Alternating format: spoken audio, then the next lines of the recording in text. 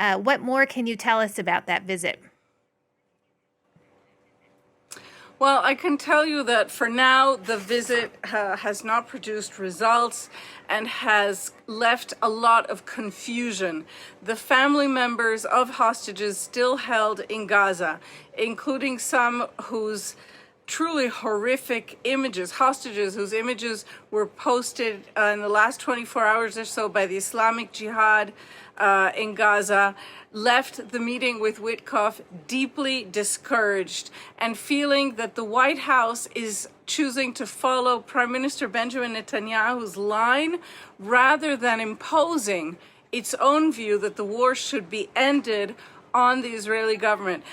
Steve Witkoff told the families that Prime Minister Netanyahu has made a decision to end the war, something Netanyahu has absolutely not told the Israeli public, to the contrary. And he also told the families that Hamas had agreed to lay down its arms. It didn't take more than a couple of hours for Hamas to issue a statement just around half an hour ago saying that that was not the case and that they retain the right to bear arms as long as the occupation lasts and until there's a Palestinian state with its capital in Jerusalem. So we seem to still be treading water.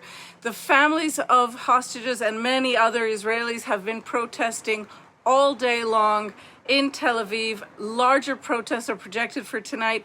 And for now, this visit seems to have not done much more than just sow confusion and malaise here in Israel. Now, Noga, as you mentioned, there's been a lot of talk, negotiations, indirect negotiations sort of ended in a deadlock a week ago. It seems there's growing desperation on all sides and not much is getting accomplished, is it?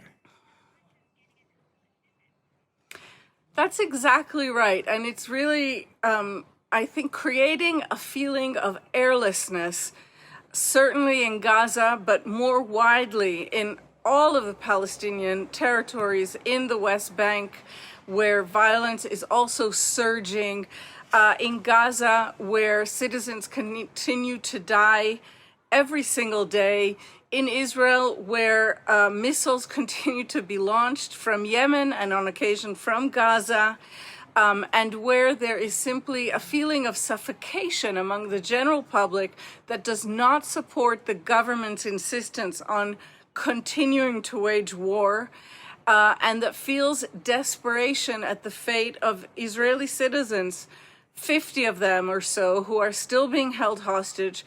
At least 20 are thought to still be alive, but from the images that have been distributed by the Islamic Jihad, it doesn't seem like they have a long time to live.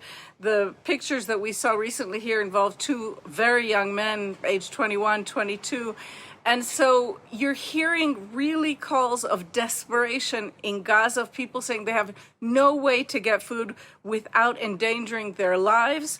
And in Israel, feeling that the country is simply being torn apart by the government's refusal to respond to any kind of pressure that's being put on it.